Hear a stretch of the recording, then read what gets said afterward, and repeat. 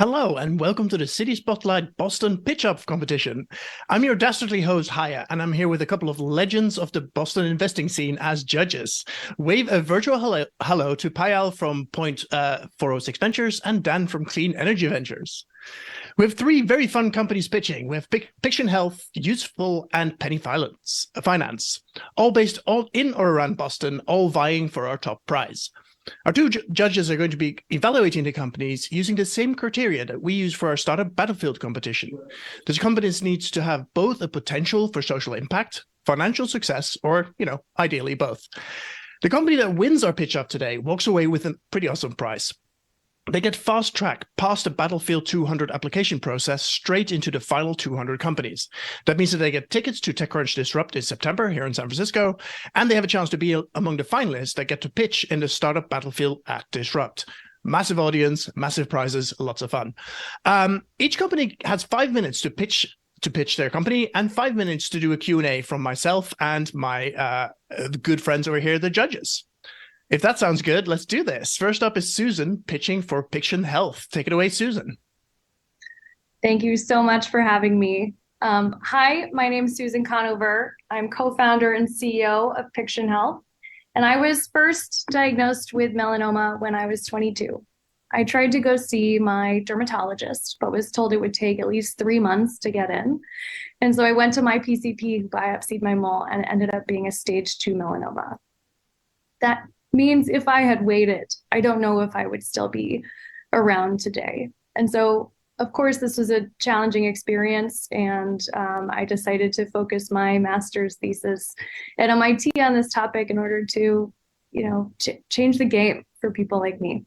So at Piction Health, we're building the largest dermatology practice in the world, supported by AI. Next slide. So I'm not the only one who's had skin issues. Turns out they're very common, and it's really hard to access people who really have expertise in it. 2.3 billion people around the world have skin issues every year that they actually seek help from a doctor for.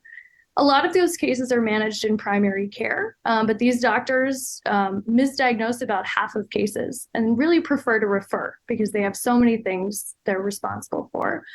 Unfortunately, it's never been harder than it is today to see a dermatologist with wait times of 1 to 6 months or more. And that's perpetuated by the rise of cosmetics procedures like Botox and fillers. Next slide.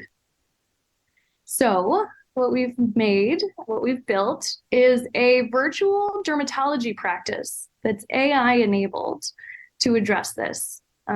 We provide high quality dermatology care within 48 hours, which is 17 times faster than the standard. Provide high quality care that's on par with in-person care. Our systems and our AI are trained to make this scalable. And we provide the end-to-end full solution for patients, what's known as virtual first care. Next slide, please. So what makes us special and different? Well, Piction Health is the only dermatology practice that's really designed and built for scale. What we care about is providing high quality, accessible care to everyone who needs it at an affordable price. And so Piction Health is distinguished in it's accessible for patients wherever they are, however they need care, and also scalable, which I will get into a little bit now. But basically, we've built the largest database in the world of skin disease photos. Next slide, please. So we built the largest and most actionable database in the world because we realized that there wasn't a previous, pre-existing database of skin disease photos. And if you know about AI, you know the data that you train on is critical. So in the pandemic, we built a database of over 1 million images from more than 200 dermatologists in more than 20 different countries. And we also have a partnership with a major academic medical center on the East Coast to build a best-in-class AI. And we partnered with dermatologists in India, South Africa, Tunisia, Spain, Bolivia, in order to create a database that's representative across all skin tones, which also doesn't exist in medical information and data today, to build an AI that works across all different skin tones. Next slide, please. So how it works is really simple. A patient can go on their phone, go to our website, take a few photos of their skin issue, answer some simple questions, and then once they submit their case, a dermatologist reviews it within 2 days and gets back to them with their diagnosis, personalized care plan. And if they need in-person care, we have partners in the states that we're open in to get quickly because they've already been assessed by an expert. So this enables, like, our workflow and technology design combined with our AI enables a dermatologist to see a case in less than a minute, which is more than 15 times faster than the current standard. So we're making dermatology care really scalable, which is hard to do in healthcare services, providing people fast care, providing people that high quality care, and allowing them to access it without leaving home. Next slide, please. We have an amazing team. I'm trained as a mechanical engineer and worked in management consulting before getting my product master's at MIT. I met my co-founder, Pranav, in Boston in an improv class, but he has over 10 years of cutting-edge software R&D. And we have amazing machine learning experts, dermatology experts, and go-to-market healthcare experts to help us grow and scale. If you could advance to the next slide, please. And we've also raised a total of about $4 million to date, including Argonne VC, Flare Capital, Techstars, and a few other funds and amazing angels. Amazing. And that's you out of time. Great. Time for some Q&A. Awesome. Did you have a final thought to leave us with? Yes. We have opened in New Hampshire and Connecticut, and today we're opening in Massachusetts. So you can go to pictionhealth.com on your phone and get high quality access to great dermatology care. Amazing. Thank you. Great pitch. Dan or Bayal, do you have some questions for us? Sure. Thanks, Susan. Great to hear your pitch. And one of the things that I look for as a healthcare investor is lived experience and understanding of the space. So it's really great that you have that, because I think it's just a really unique, special quality. How do you plan to monetize? What's the business model? Is it sort of direct to consumer, or is it going to be health plan monetized? And where are you on that journey? Yeah, so it's the same way any dermatology practice makes money, through health insurance, reimbursement, and copays. And then while we're getting that coverage, we're taking self-pay for now. Our plan is to convert that once we have the data on improved outcomes and reduce costs to get value-based care contracts. Yeah, I think that will be critical. I've got a portfolio company that's in the e-consult space, including dermatology, e-consults, including other specialties. And, getting sort of something beyond fee-for-service is critical to making the business model and the margins work. So thanks for your response to that question. Absolutely.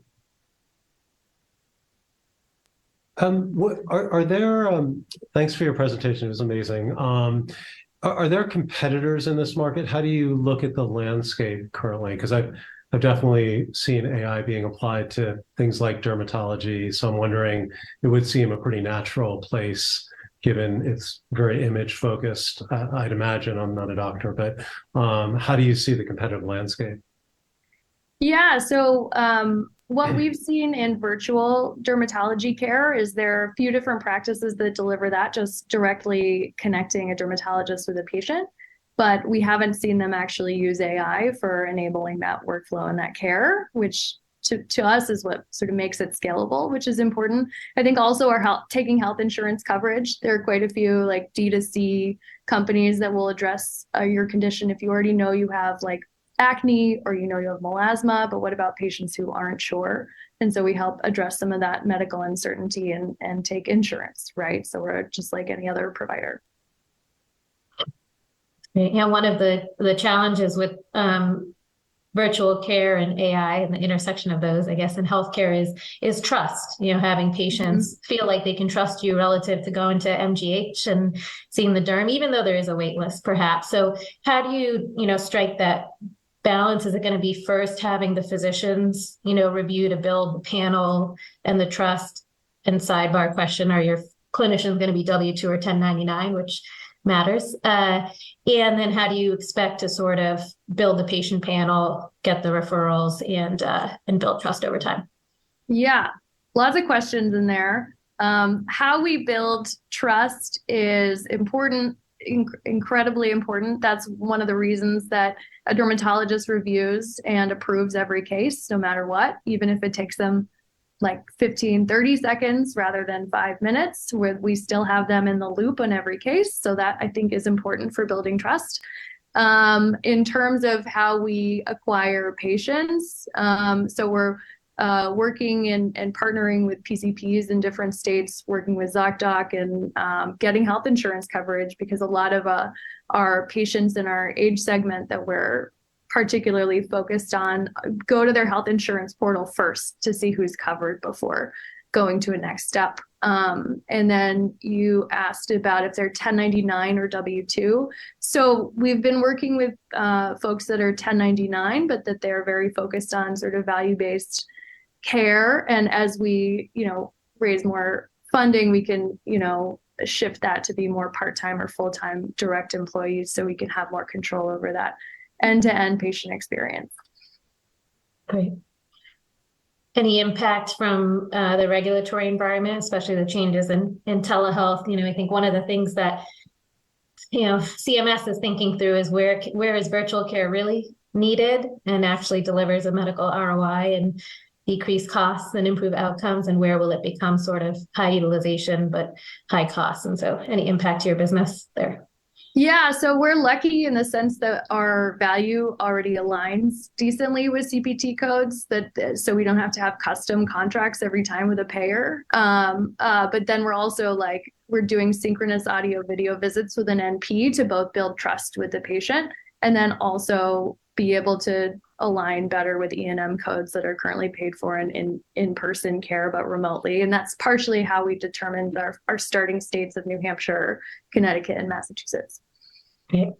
Wonderful. Great. Thank you so much, Susan. Thank you to our judges. Awesome work, all of you. We are going to move on to Alison, who's going to whip us into an excited frenzy about Usefull. An excited frenzy. Woo. I mean, all right. Set the high bar. Well, thank you, Susan, for kicking it off. And nice to meet you all. I'm Alison Cove. I'm founder and CEO of Usefull. So, I just tried to advance the slide, but I realized I don't have control. Next slide, please.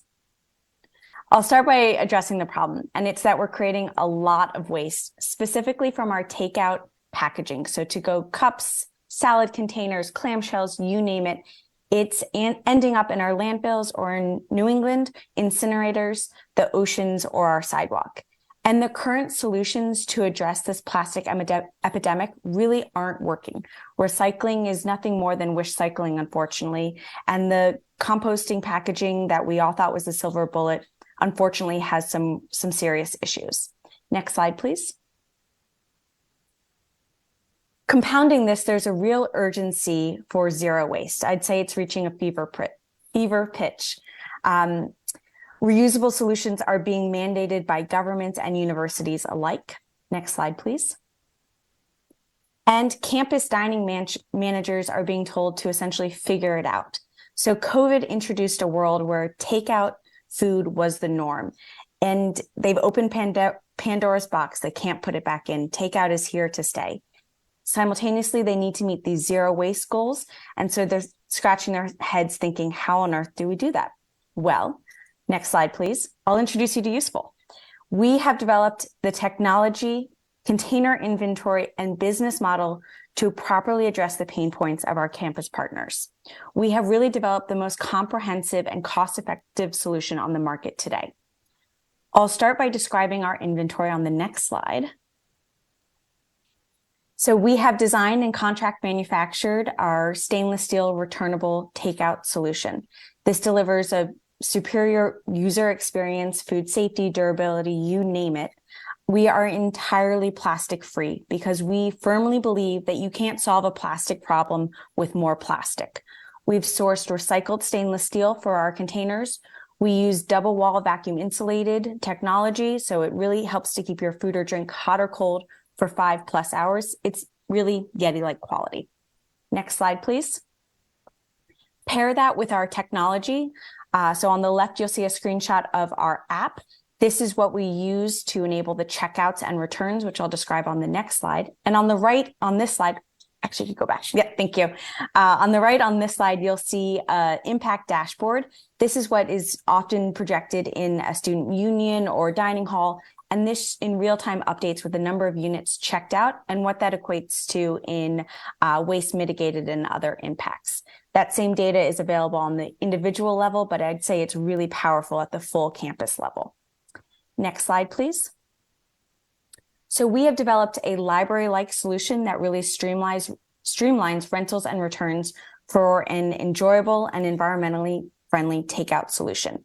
So our solution is entirely free to users so long as they return their inventory. And we have a very simple process of checking out, enjoying it from anywhere from 2 to 14 days for that free rental period, and then returning it anywhere on campus. Next slide, please.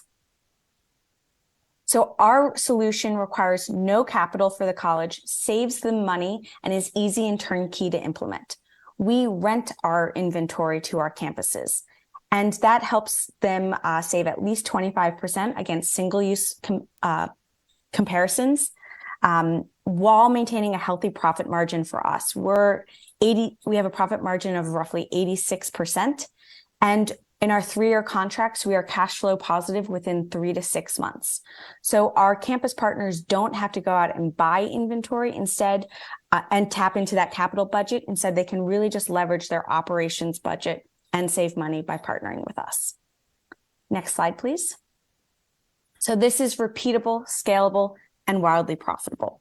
We're starting with campuses, and we estimate that campus tangible market to be about $1.7 billion. And I realize I just messed up TAM. I said tangible market. Anyway, we've also looked at the adjacent market. This includes corporate campuses, hospitals, and the like, and estimate that to be about 20.6 billion. Next slide, please. So by 2026, we anticipate partnering with a total of 160 campuses with roughly 47 million in revenue. Next slide. And today we've successfully implemented 2 college campuses to really prove and refine our technology, containers, workflow, and end user experience. As we speak today, we are launching a 3rd college, St. Olaf, in Minnesota. And then we are working to launch many more campuses for fall semester of this year. Next slide, please. We are currently launching a seed fundraising round to build out our sales and marketing team so that we can continue to scale our business now that we've really proven the model, the technology, and the inventory. So thank you very much for listening. My name again is Alison, and great to meet you all. Thank you. Absolutely perfect timing. Time for some Q&A. Yeah, this is really interesting. We've focused a lot on how to reduce plastics in my venture capital fund. I guess my question is so do you have to set up a processing plant, to clean, or do you leverage the university's, kitchen facilities to basically manage your inventory? Exactly, it's the latter. So just a quick anecdote, when I first started in Boston, and Dan, you might even remember this, way back when I was also working at CIC on the 17th floor, and my first pilot was at Render downstairs. And we were just doing a cup exchange program to see if people were comfortable with the idea. And at that point, I was doing centralized dishwashing. And what I realized is that centralized dishwashing is probably the fastest way to go broke. It's not an efficient business model. And so this business model really leverages existing infrastructure with our partners. It's just so much more efficient for both us and them. And so, yes, we are leveraging the infrastructure that they have on campus. Thanks for the pitch, Alison. It was really interesting. And I need to circle back to your comment on the composting bags at some point, since I'm recently started composting. So I'd love to learn more. But yes. On your go-to-market, why campuses as the initial target market, especially given the TAM, which seems big, but in the grand scheme is sort of, venture capital, sort of small-ish. You'd like to see a multi-billion-dollar TAM, as opposed to corporates or going to a sweet green or a brand of the sorts and sort of trying to do something like that?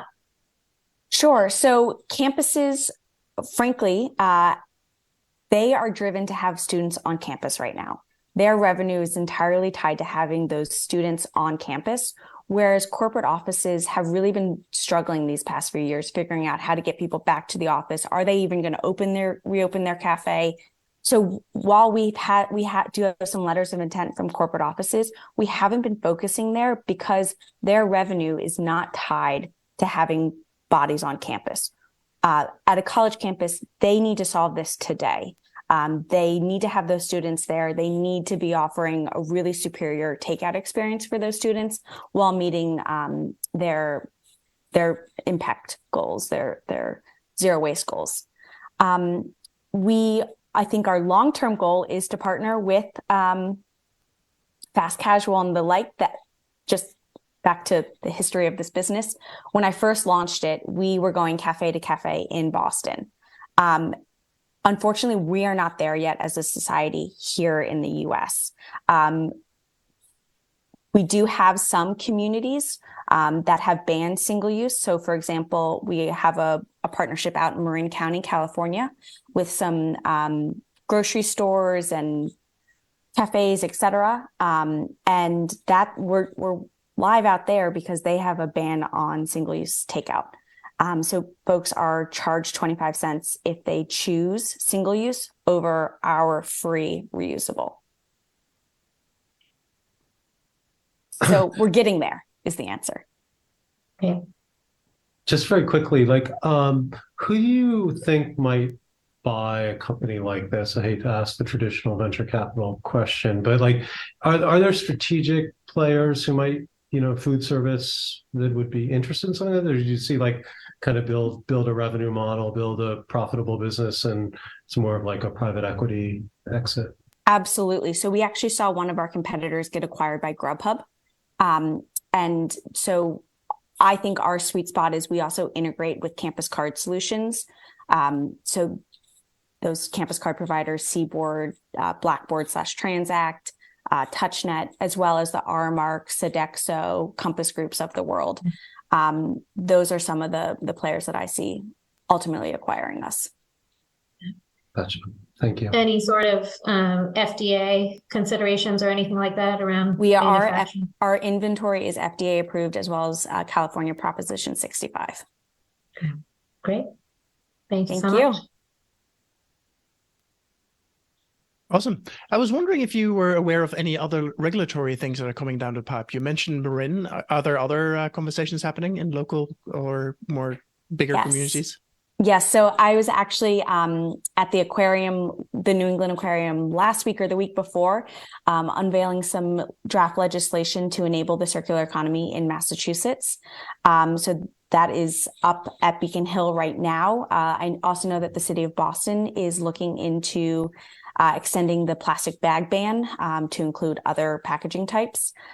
So we are on the precipice of this change. And it's really exciting to see it all happening. And I think we are really well positioned to be able to leap when that legislation does pass. Nice. Well done, Alison. And thank you again to the judges.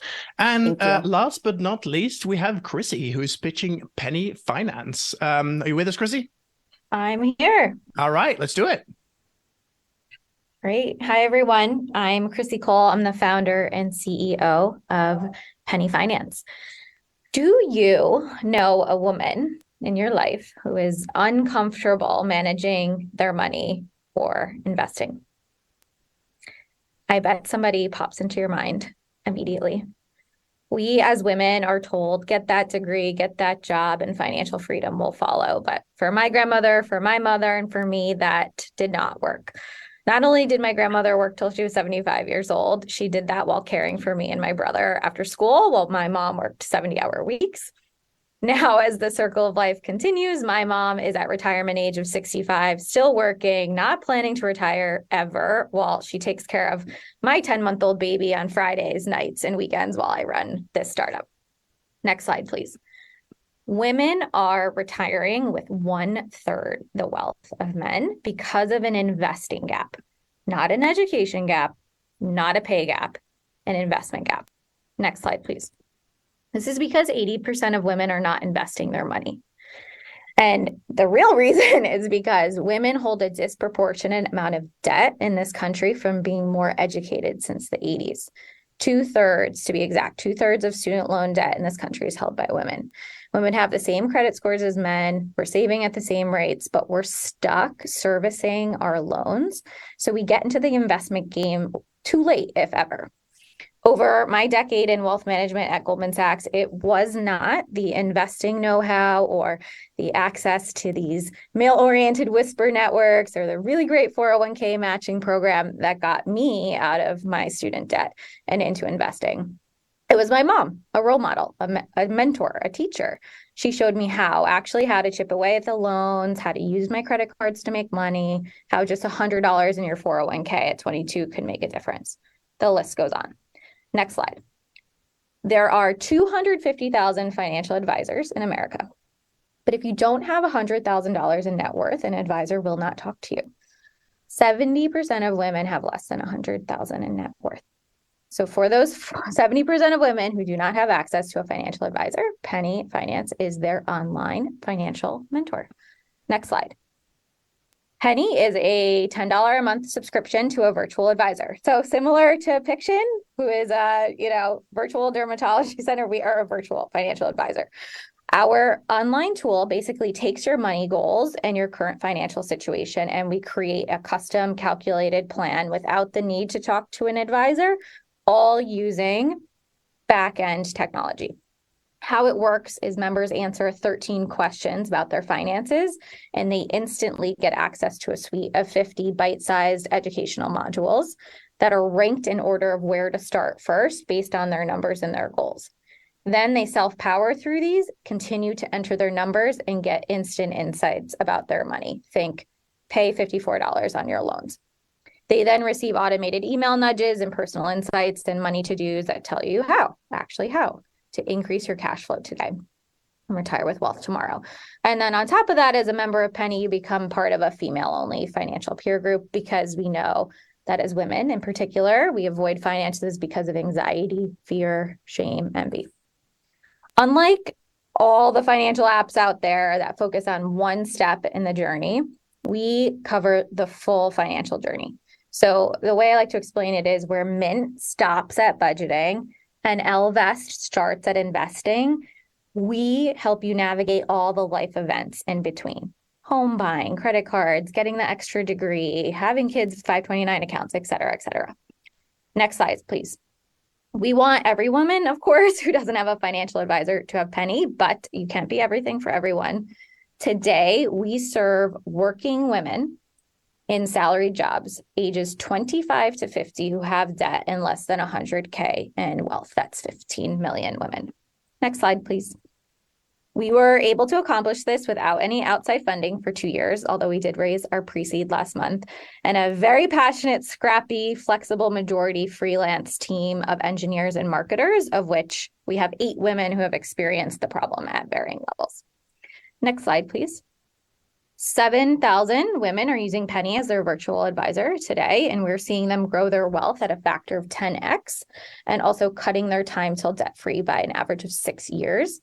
That has allowed us to achieve 10,000 in MRR this past month and grow almost 1,000% last year with 1,500 paying members who are paying $10 a month. Next slide. We today are so excited to announce results of our first 3 pilots with Fortune 500 employers, where we are working with them to offer Penny as a financial benefit to women who are part of their women employee resource groups. Unlike standard financial benefits like a 401k or an HSA, Penny has a 45% adoption rate, which is 4.5 times the national average.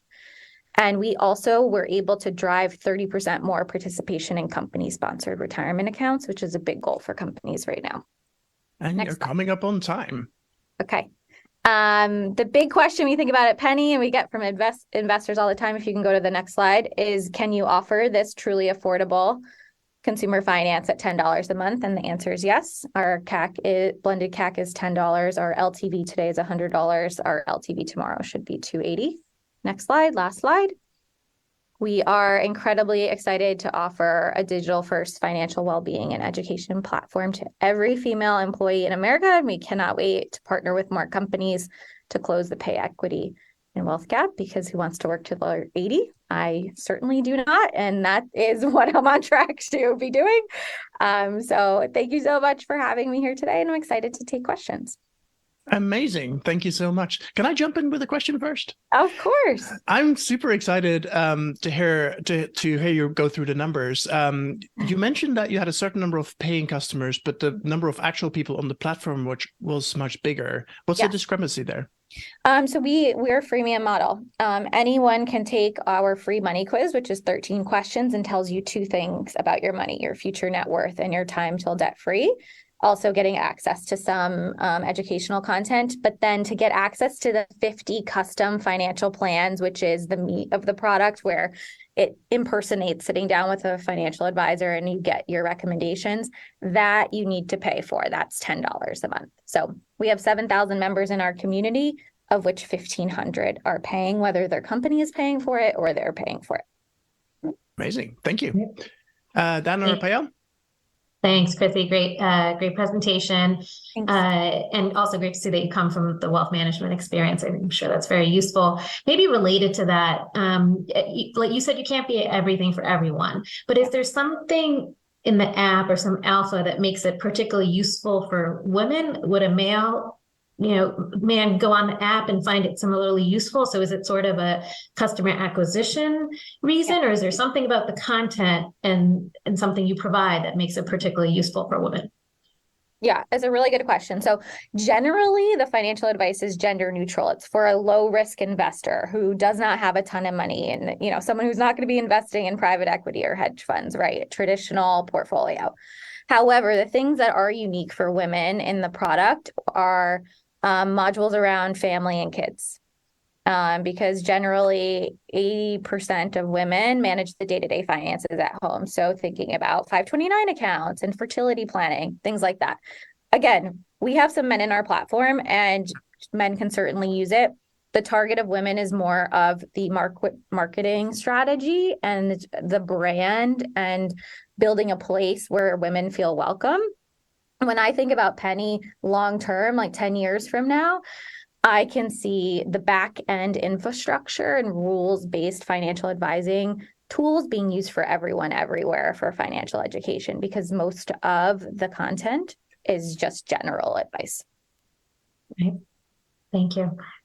Thanks for that presentation. And I've actually looked at some other like affinity related platforms similar to this. And sort of wondering, because we talked about this before, what kind of regulatory requirements do you have to meet?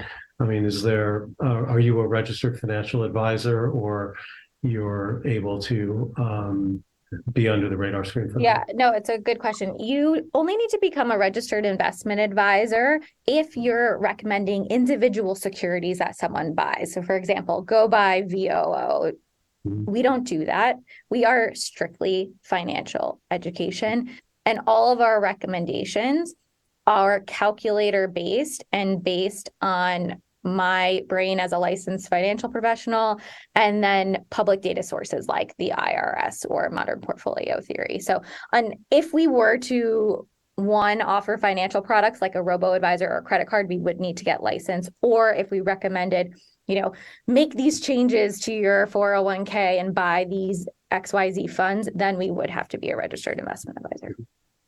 And so just to follow up, that's good to hear. And like, have you thought about, other than corporates, which makes a lot of sense to me, have you thought about like going to retailers where there's sort of often like credit card debt, or, and using that as a channel partner? No, that is a fantastic idea. On the credit card side of the house, some of the things that we've thought about is partnering with people like Amex and MasterCard, who really, really, really care about financial health, because the stronger the borrower, the better. And so we've thought about, joining their marketplaces and offering Penny as an educational tool, or partnering with companies that have a population of women who use their products. Like it doesn't have to be a financial company. So, but that's a wonderful idea. Crissi, how would you increase that LTV? Maybe it's just nascent data, but sort of that 10-month LTV. Yeah. How do you get people to There's stay a couple longer? things. One, we're launching multiple subscription options this year where we offer a product where you get more for $30 a month. Another thing that we are doing is we are going to build a market of trusted partners because we're not going to offer financial products. And one of the things our members ask us for all the time is, what high yield savings account should I open? Where should I open my IRA? And so it's a natural lead gen tool where we can, build the affiliate revenue side of the business. Amazing. That's us on time. Thank you so much. That's all we have for you for now. So we will say a huge thank you to Susan, Alison, and Crissi for pitching your companies in our pitch competition. And a huge thanks to our judges, Pavel and Dan, who are now going to be contemplating who is the winner of this pitch competition. Thank you all so much. This is super fun to watch. And here's Matt once again with a few closing words from Boston.